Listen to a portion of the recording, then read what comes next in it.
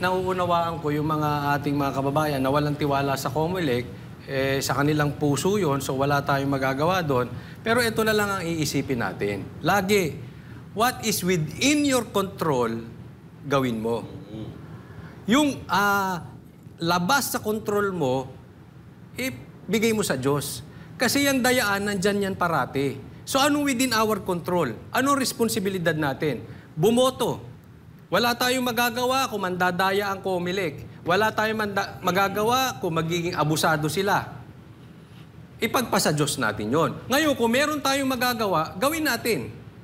Kung wala, gawin natin yung responsibilidad natin. Laging ganun. Sa lahat sa prinsipyo sa buhay, laging ganun ang gawin natin. What's within our control, responsibilidad natin, trabahuhin natin. Pagka hindi na natin kaya, ayan, luhod ka na. Dasal ka na. Kasi wala kang magagawa dyan eh. Ganun lang. So, iboto natin kasi alam nyo, malakas ang PDP sa mga OFW. So, gawin natin. No?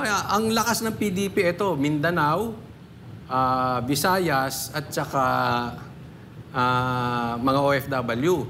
So, kung dayain man tayo, ang importante, tambakan natin. Kaya nga ang lagi nating sinasabi, vote straight para matambakan. Mandaya man sila, katulad nung nangyari kay PRRD, dinaya. Pero nanalo pa rin si PRRD.